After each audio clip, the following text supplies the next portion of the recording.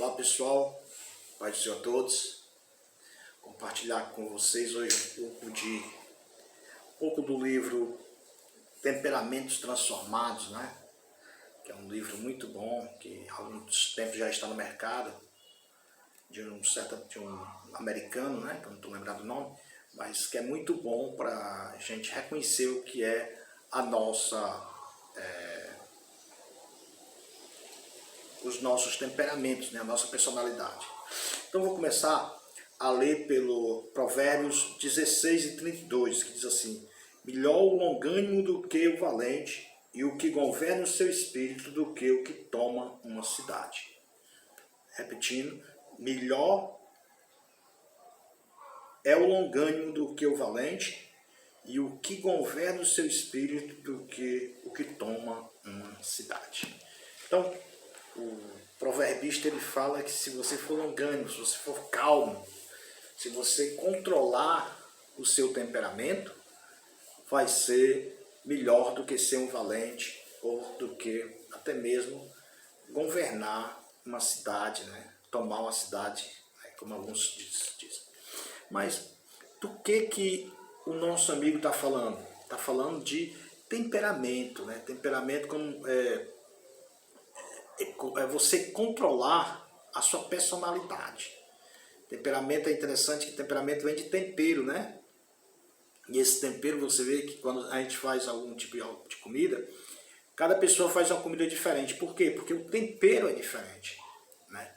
O tempero é diferente. Então a mesma coisa somos nós, né? Com os nossos temperamentos que nós temos. As pessoas não são iguais, né? Por quê? Porque tem temperamentos diferentes, né? E caráter também, né? Hoje a gente pode dizer que como nós controlarmos esses nossos temperamentos. É interessante dizer que o temperamento, como ele se processa, como se dá as nossas emoções. Não adianta conquistar grandes conquistas se você não conquistar a tua própria alma. Tem muitas pessoas que têm grandes conquistas, mas não conquistam a própria alma. Então você primeiramente tem que conquistar a si mesmo, né? Um exemplo disso foi Alexandre Magno, né? O maior guerreiro, o maior conquistador de todos os tempos, né? E morreu jovem, de 33 anos, porque não tinha mais o que conquistar, segundo a lenda, né? Diz que encontraram ele deitado no chão, chorando, com a espada na mão, arranhando o chão, dentro da cabana dele, da tenda de guerra dele. Ele perguntou a ele, Ptolomeu perguntou a ele: o que o senhor está fazendo? Ele estava chorando, dizendo: porque não tem mais o que conquistar. Então, não adianta ter grandes conquistas se você não conquistar a si mesmo, né? Como você reage a um problema, né? Você senta, reclama, grita ou chora. Dependendo disso, você vai ver qual é o seu temperamento. Se você se sentar, se você reclamar, se você gritar ou se você chorar, aí vai depender, aí a gente vai saber qual é o seu temperamento diante dessa reação. Qualquer reação vem do nosso temperamento, né? Interessante dizer que emoções não podem ser excluídas, mas podem ou devem ou têm que ser tratadas. Nossas emoções, nós somos pessoas, nós somos corpo, alma e espírito. Nós temos uma alma e dessa alma vem as emoções. Então, essas emoções, elas não podem ser excluídas, porque senão se você excluir as emoções, você está excluindo a si mesmo. Então, se você não se conhece, tudo que você vai fazer por impulso. Por isso que é necessário a gente conhecer as nossas emoções. É interessante que você vá, procure saber, faz o teste de temperamento, né? Faz o teu teste de temperamento para saber qual é o seu temperamento. Então, somos um espírito que vivemos em um corpo e nos expressamos através de uma alma. Então, ninguém é um robô, né? Mas nós somos um espírito que vivemos em um corpo. E como nós nos expressamos? Através da alma, através das emoções, né? Dizem que os olhos são as janelas da alma, né? Porque a gente vê, porque a gente passa a perceber melhor as coisas, né? Então, temperamento é o conjunto de características que afetam o nosso comportamento e nos diferenciam das demais pessoas, né? Como eu falei, por isso que é temperamento, por isso que vem de tempero, né? Vem de tempero. Porque o temperamento nos diferencia uma pessoa da outra pessoa, mesmo que eles sejam gêmeos, mas eles podem ter temperamentos diferentes, os temperamentos deles não são iguais. Então, temperamento é o que somos, caráter é o que fazemos, né? Temperamento é como nós somos, como nós nos sentimos, como nós nos expressamos. E o caráter? O caráter é o que nós fazemos quando estamos sozinhos. Quando a capa da sociedade cai. Quando você está sozinho em um canto. Como você reage ao problema? Quando você está só. Como você age, né? Então, isso é caráter. Como eu estou sozinho. Como eu me sinto por dentro, né? E temperamento é como você age. Temperamento é também a combinação característica congênita que nosso subconsciente, que subconscientemente afetam o procedimento do indivíduo, né? Como o indivíduo vai reagir, isso é o temperamento do indivíduo. É interessante que esse temperamento também tem as seguintes características, né? Quais as características do temperamento? São coordenadas geneticamente em base na nacionalidade ou raça, sexo e outros fatores hereditários que a pessoa possa ter. Essas características são transmitidas, segundo alguns, pelos genes. Alguns psicólogos chegaram a insinuar que herdamos mais genes dos nossos pais, né? Alguns chegam a dizer isso. Mas, na verdade, o nosso gene é formado a partir dos nossos ancestrais, né? A partir do que herdamos, né? A nossa gama hereditária que nós herdamos através dos genes dos nossos antepassados. Essa seria a causa de algumas crianças se parecerem mais com os avós do que com os próprios genitores. A formação das características do temperamento é tão imprevisível quanto a cor dos olhos, cabelos ou a dimensão do corpo. Por isso que algumas pessoas dizem, ele parece mais com o pai dele, parece mais com o avô dele, né? O temperamento da pessoa, né? Então, o temperamento, ele não é a mesma coisa que caráter. O que é o caráter? Caráter é o verdadeiro eu, é o que eu sou, né? A Bíblia se refere a ele como essência secreta do coração. É o resultado do temperamento natural, burilado pela disciplina e a educação recebida na infância, né? Então, o caráter ele é burilado, quando o nosso temperamento ele é burilado quando nós somos ainda pequenos. Burilado, vocês sabem, né? Trabalha com buril, é aquilo que forja, né? Somos forjados, né? Nosso caráter ele é forjado ainda quando somos crianças, né? Quando nós estamos na infância pelos nossos pais, pelos comportamentos básicos, crença, né? Princípios, né? E motivação. Isso forma o nosso caráter, né? Dependendo do lar em que você for criado, dependendo das pessoas que te criarem, dependendo como os seus genitores, né, lhe criam, isso vai depender do seu caráter. Se você for bem ensinado, se você for bem trabalhado, como diz o escritor, se você for bem burilado nesses temperamentos, você vai ter também trabalhado o seu caráter. Algumas vezes nós chamamos o caráter de alma, né? A alma do homem, que é composta de cérebro, emoções e vontade, né? A alma do homem ela é composta de cérebro, é bom a gente saber disso, emoções e vontade. Isso é a composição da nossa alma, né? Por isso que nós raciocinamos. Nós somos um ser que raciocina, né? Esse negócio de dizer, o homem é um animal racional, isso é coisa criada no século XIX. Nós não somos animal racional, nós somos homem, né? Deus criou homem diferente dos outros animais. Por isso que nós temos alma e espírito, né? E o nosso espírito ele é composto de cérebro, emoções, porque nós sentimos, né? Nós choramos, nós sorrimos, nós sentimos tristeza, nós sentimos alegria, e isso é emoção e vontade, você pode agir, né? Você faz se você quiser, você não é obrigado, você não é programado a fazer aquilo. Vontade é você ter livre-arbítrio, é você agir. O que faz uma pessoa ser pessoa? Né? O que trabalha a personalidade? É a vontade. Né? Por isso que nós somos seres humanos diferenciados, por isso que nós somos criaturas diferenciadas. Né? Por quê? Porque nós temos vontade, nós sabemos, temos o direito de escolha.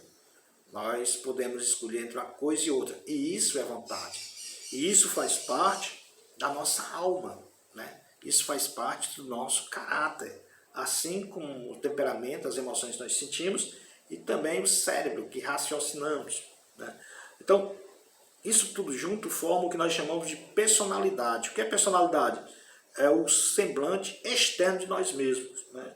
Que pode ser ou não igual ao nosso caráter, dependendo de quão autêntico nós somos. A personalidade nossa vai depender se nós escondemos ou não realmente quem somos ou não. Frequentemente a personalidade é uma fachada agradável para um caráter desprezível ou medíocre. Geralmente as pessoas elas escondem o que de fato são.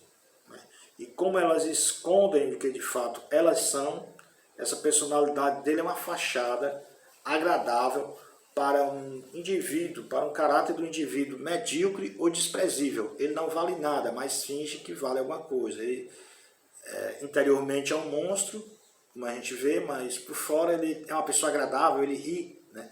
Aquele cara que ri, que conta piada, que é bonachão, é o mesmo que é capaz de matar uma pessoa, é o mesmo que é capaz de ferir as pessoas, é aquela mesma pessoa que não se importa com os outros, né? E às vezes o cara trancado, fechadão, é aquela mesma que gosta de fazer o bem para os outros, é aquele que se importa com a vida do outro, né? Que se importa no sentido de cuidar, de amar, né? De fazer o bem para o outro. Isso é o que nós chamamos de personalidade, né? Então, muitas vezes as pessoas usam a personalidade como uma fachada, né? E não o que ela é de fato. Ela diz uma coisa, mas ela faz outra, né? Ela está se escondendo, ela esconde o seu caráter através de uma personalidade forjada na hipocrisia. Então, até que nós podemos dizer o seguinte, que temperamento é diferente de caráter. Por exemplo, no nosso temperamento, nós temos alegria. A alegria faz parte do temperamento. Mas a verdade faz parte do nosso temperamento? Não. A verdade é o caráter. Eu digo, tristeza é temperamento. Mas falsidade é temperamento? Não. Falsidade é caráter. Eu digo, bondade é caráter. Mas euforia, uma pessoa eufórica, é temperamento? É. Uma pessoa eufórica faz parte do temperamento da pessoa. Tem aquelas pessoas que vivem vibrando direto, né? Então, ali faz parte da personalidade dela, faz parte do temperamento dela. Outra coisa interessante que a gente pode dizer é que timidez, ela é caráter ou ela é temperamento? A gente pode dizer que timidez, ela faz parte do temperamento da pessoa. Né? Esse temperamento ela pode ser trabalhado ou não, dependendo da pessoa. Ela pode procurar deixar de ser tímido, procurar se envolver melhor, mas faz parte do caráter da pessoa. Maldade, é caráter ou é temperamento? 2 segundos para responderem. Maldade faz parte do nosso caráter, faz parte do caráter da pessoa que deve ser trabalhado, né? Então, por isso que a gente tem que diferenciar o que é temperamento e o que é caráter. Então, Deus não quer mudar o seu temperamento, mas aprimorar o seu temperamento, né? Então tem pessoas que têm mais de um temperamento, né? Mas sempre um temperamento prevalece sobre o outro, né? Não existe um temperamento melhor que o outro. Por que não existe? Porque todos os temperamentos eles podem ser legais, mas também podem ter os seus defeitos também. Né? Como a gente viu, quais são os 4 temperamentos? Né?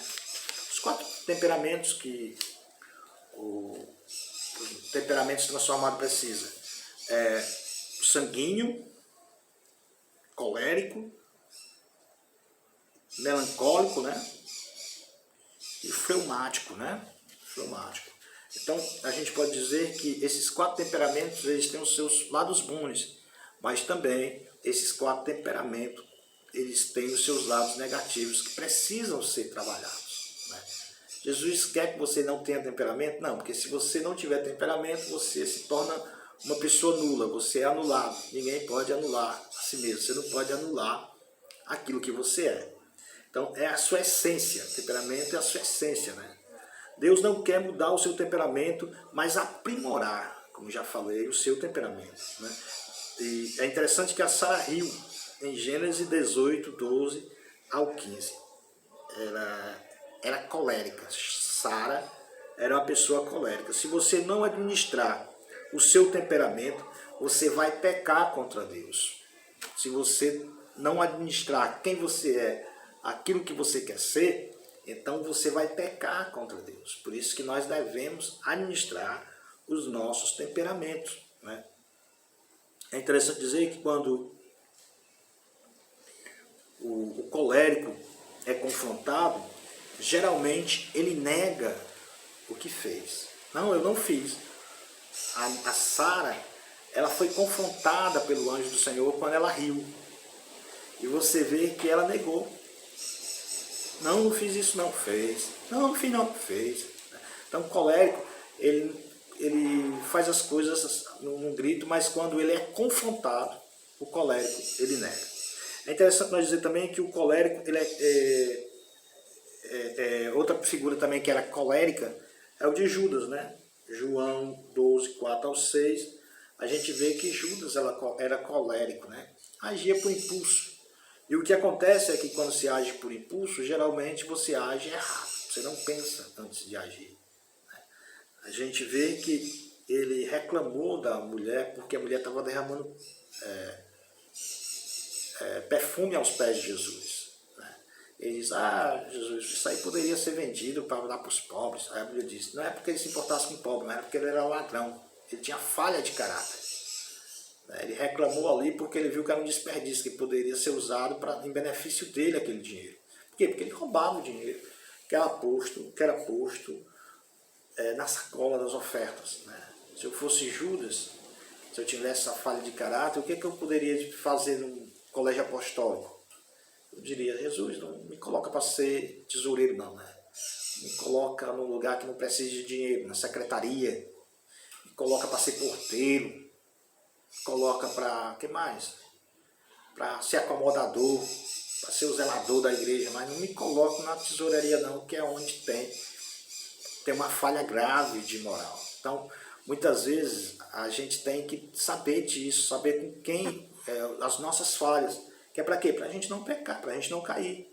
Porque se você sabe onde está a sua falha, mas você não trabalha para melhorar, aí é onde vai nascer o seu problema.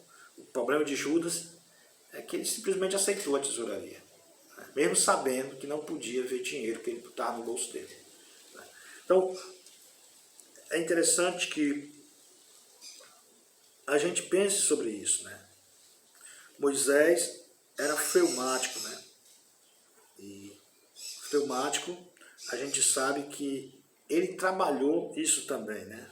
Então, vamos meditar um pouco mais, né, sobre isso, sobre a nossa personalidade. Vixe, o vídeo está ficando muito grande. Para não ficar muito grande, eu queria dar só uma palhinha nos 4 temperamentos que a gente tem. Depois você faz o teste lá de temperamento. Você entra e vê lá, responde as perguntas, né? Você só digita lá teste de temperamentos e você vai ver em qual desses 4 temperamentos você se encaixa, né? O sanguíneo, por exemplo, temperamento sanguíneo, a gente vê Pedro, né? O lado positivo do sanguíneo é que ele é comunicativo, ele conversa, né? Ele é adaptável. O sanguíneo, ele é adaptável. Ele, em qualquer lugar, ele arranja amigos, em qualquer lugar tá bom para ele, né? E ele é resiliente. Ele leva uma queda, se levanta e continua a trabalhar. Outra coisa interessante do sanguíneo é que ele fala bem em público, se expressa bem. Ele é aquela pessoa que conversa muito bem, então é muito bom esse temperamento para a pessoa como Pedro, né? A gente se lembra que Pedro ele falou em público, na primeira mensagem dele foi 3.000, na segunda 5.000, depois já nem contava mais quantas pessoas ele tinha ganhado para Jesus. Por quê? Porque ele falava muito bem em público, que é uma característica do sanguíneo. O sanguíneo é muito bom para ser vendedor, né? Para ser vendedor, para trabalhar nesta área de vendas, nessa área que necessite da fala, necessite da interação com as pessoas. Então, o sanguíneo ele é bom também para mudanças, né? Porque como ele é adaptável, se ele sair de um lugar para morar no outro, não vai sentir tanta diferença. Por quê? Porque ele gosta sempre do novo, né? Do novo, né? E os lugares para eles não são tão assim difíceis. Também ele é entusiasta, ele não é depressivo. Se a coisa não der errado, aliás, se a coisa não der certo, ele também não está nem aí, ele procura fazer até a coisa dar certo, né? Ele não, se as coisas derem errado, ele não vai se entristecer, mas ele vai procurar melhorar. Isso é o lado positivo do sanguíneo, né? Pedro, por exemplo, Pedro levou lapada, caiu, chorou, negou Jesus, mas, no entanto, ele continuou de pé, né? Porque isso faz parte do temperamento dele, né? Ele voltava, ele era resiliente, ele se adaptava à situação, ele era entusiasta. E agora, para onde nós vamos, né? Só tu tem palavra de vida eterna, né? Meus irmãos, eu fui lá enviado para a igreja lá e tal, e preguei o evangelho na casa de Simão, aliás, de Cornélio, e ali o mesmo Espírito que caiu sobre nós, caiu sobre ele também, foi todos batizados e falaram as mesmas línguas que nós. Então, era uma pessoa que convencia, era uma pessoa que expressava o sentimento. Tem pessoas que não sabem se expressar. Não. Mas, no entanto, qual é o lado negativo do sanguíneo? É que o sanguíneo, ele é a impulsividade, né? Ele é impossível, né? Ele fala muito, ele quer fazer as coisas na hora, ele quer agir no grito, né? Ele quer agir no calor das emoções, né? Ele tem falta de atenção. O sanguíneo, ele esquece muito o nome das pessoas, ele não grava datas, né? O sanguíneo tem essa dificuldade. E é uma coisa que é preciso ser trabalhado. E a superficialidade, né? O sanguíneo ele não valoriza muitas pessoas. Isso é uma coisa que o sanguíneo ele tem que trabalhar na sua vida. E ele é exagerado, né? O sanguíneo é exagerado. Então, você pode ver isso se você for, sem gastar muito tempo nessa parte, mas se você for ver quem era Pedro, você vê que ele era uma pessoa assim no sentido de exagero, né? A fala dele, né? Então, o sanguíneo ele tem que trabalhar esta área do exagero, diminui mais, né? Então, se for contar um testemunho, tem cuidado para não contar muito, né? Para não colocar, não dar mais ênfase do que o necessário, né? Por quê? Porque senão cai no exagero. E o sanguíneo ele tem que vigiar nessa parte do exagero. O fleumático ele tem como positividade a paciência, né? Ele é paciente, o fleumático. Ele é também observador. E ele é também disciplinado. O fleumático, tudo dele é organizadozinho, né? Ele observa, né? Ele observa bem antes de fazer as coisas, né? E ele tem a paciência necessária. Quem pode ser como fleumático? Abraão, né? Abraão, ele andou na terra, Deus falou com ele observou as regiões das campinas de Canaã, né? Mandou o sobrinho dele escolher o lugar que ia, né? Ele era paciente, os pastores lá brigando, e ele, rapaz, a gente não pode brigar, que a gente somos primos, a gente somos parentes ainda. E ele que tomou a iniciativa de apartar aquela contenda entre os pastores dele e os pastores de Ló, dizendo, nós somos pacientes, nós somos parentes, né? Então, o Abraão, ele era paciente, ele era observador, ele era disciplinado, né? Antes dele entrar no lugar, ele procurava saber como era que funcionava aquele governo, né? No caso do Egito. Abraão, ele procurou ver qual a área, né, que ele poderia ir, né? Então saiu de Aram-Padã e entrou na terra de Canaã e peregrinou naquelas terras quando a situação estava pegando mesmo, fugia lá para o Egito, né? Então isso era Abraão. Agora, qual o problema do fleumático? O lado positivo, negativo, que ele precisa ser trabalhado, né? Ele precisa trabalhar a área da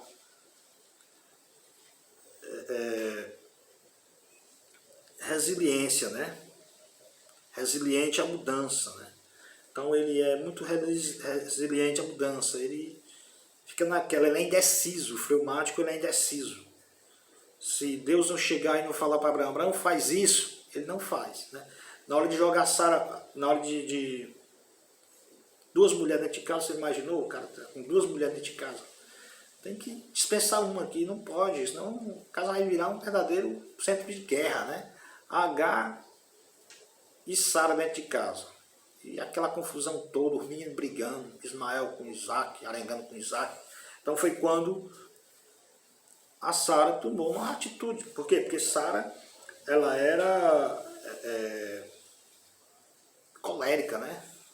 Põe logo ela para fora, põe o menino para cá, para fora, que eles não vão herdar juntos, né? O Ismael não vai herdar com Isaac da promessa, então põe ele para fora. Então o fleumático, ele é indeciso, será que é isso mesmo que eu devo fazer? Ele não gosta de mudança, né? E ele é lento.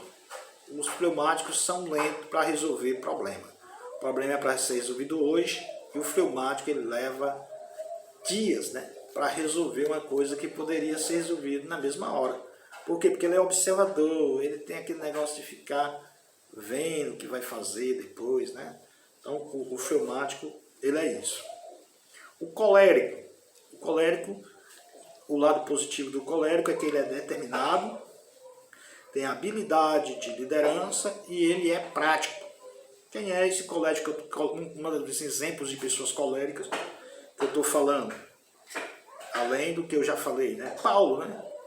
Paulo, você vê que ele era determinado, eu vou para esse lugar tal, pregar o evangelho. E ia, né? Eu vou fazer isso, e fazia. Eu vou... E outra coisa, ele discipulava as igrejas, né?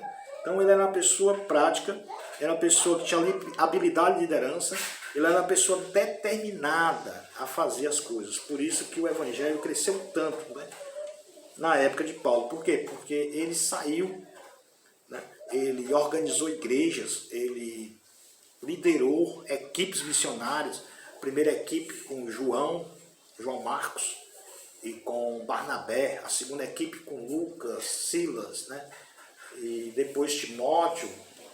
Então várias equipes missionárias foram lideradas por Paulo, igrejas foram implantadas por Paulo e colocadas e doutrinadas, né? Éfeso e a Galácia, ali por aquela região toda. Então Paulo era uma pessoa assim, Paulo era colérico. Então a bondade, o lado positivo, o lado maravilhoso do colérico é isso, que ele é determinado e ele tem habilidade de liderança e é prático. Ele não procura fazer coisas difíceis, ele quer fazer uma coisa que todo mundo conheça e que todo mundo seja capaz de fazer e de entender. Isso é praticidade. Mas qual o problema do colérico? É que o colérico, ele é egocêntrico. Egocêntrico é aquela qualidade de pessoa que se acha o centro de tudo, né? Ele é o melhor, ele é o mais capacitado e sem ele o mundo se acaba. Então esse é o lado negativo, é o lado que precisa ser trabalhado na vida do colérico, né? O colérico também ele é intolerante. Quando João Marcos fugiu da perseguição da primeira viagem, quando tentou voltar com ele na segunda, ele não aceitou. Por quê? Porque ele tinha desistido da primeira. Então Paulo disse, eu não quero mais ele, não quero. Então ele não teve uma briga entre ele e o Barnabé, de sorte que criaram-se duas frentes de evangelismo. Por quê? Porque ele não aceitou a presença daquele que outrora abandonou-os no momento de dificuldade. Então ele disse, rapaz, eu não gosto de fraco, não quero me acompanhar com fracos, né? Então, intolerância, né?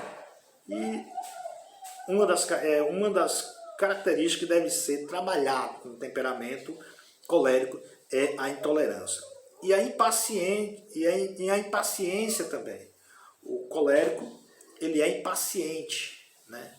Ele fica querendo resolver as coisas tudo no momento, ele não tem a paciência para esperar, ele não tem paciência para tentar as coisas se assentarem e ele fazer as coisas como deve ser feito. Ele tenta fazer tudo na mesma hora. Então, o colérico ele é impaciente. É uma das coisas que uma das características que o colérico ele tem que trabalhar. Paulo trabalhou isso muito, né? Paulo trabalhou isso muito. Então, o último, primeiro a gente falou de sanguíneo, a gente citou Pedro, depois a gente falou de fleumático, a gente citou Abraão, depois a gente falou de colérico, a gente citou Paulo, e agora vamos falar de melancólico, né? E vamos citar Moisés.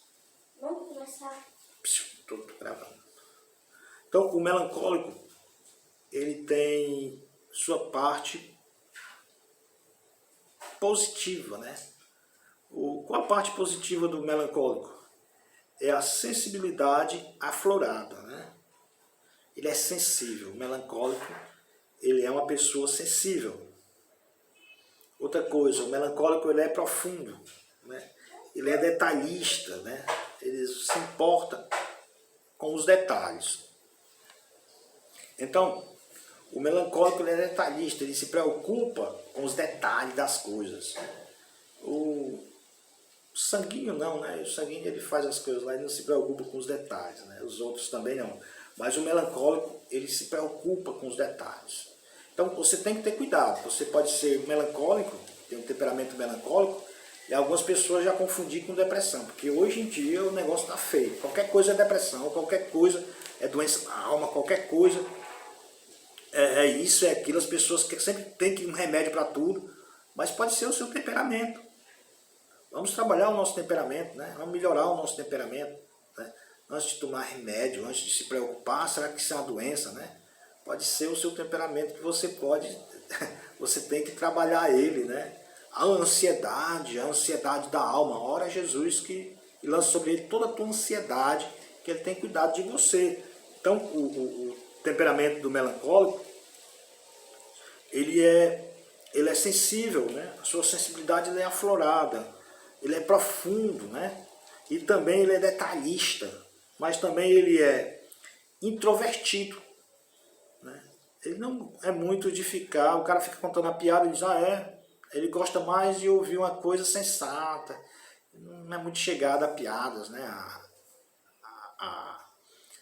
contos, né? Ele não é muito chegado não, ele é introvertido, ele fica mais na dele, né? Uma das coisas boas também do melancólico é que o melancólico ele é fiel. O melancólico ele é fiel. Você pode confiar nele, né? O melancólico, se você contar uma coisa para ele, está contado, né?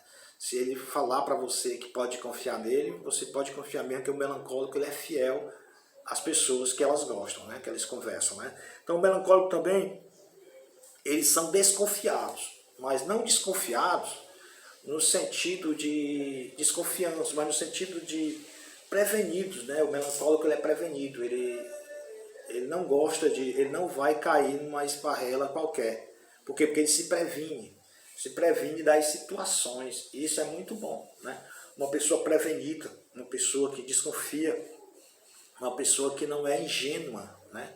Então o melancólico tem essas características boas, né?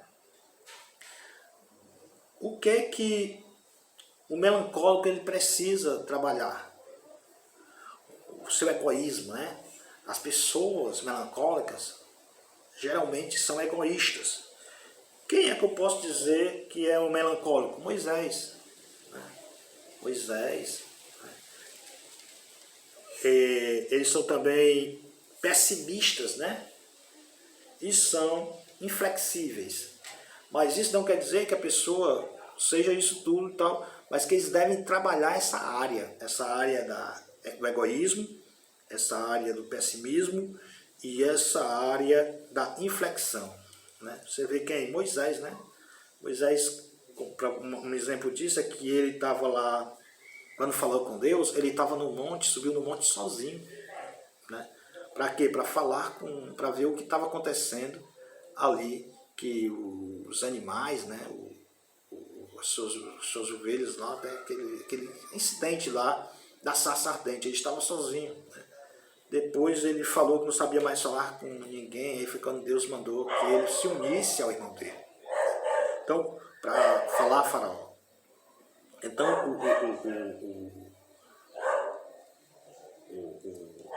a questão do melancólico, apesar de ter essas características boas, ele também precisa trabalhar, nós precisamos trabalhar. Então, você diz, então, o melancólico, mas tem pessoas que têm mais de uma característica, né? É bom a gente dizer. Né? Que às vezes as pessoas têm sanguíneo e um pouco de melancólico, às vezes as pessoas são fleumáticas e um pouco de melancólico, às vezes as pessoas são fleumáticas e um pouco de colérico, às vezes as pessoas são coléricas e um pouco de sanguíneo, mas sempre vai prevalecer, às vezes quando você fizer o teste, você vai ver que vai dar 50% de um, 30% do outro, 20% do outro, às vezes 10%, dependendo do teste, né, e dependendo da sua resposta franca.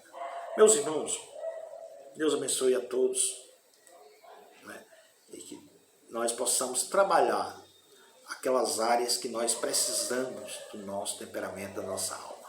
Amém.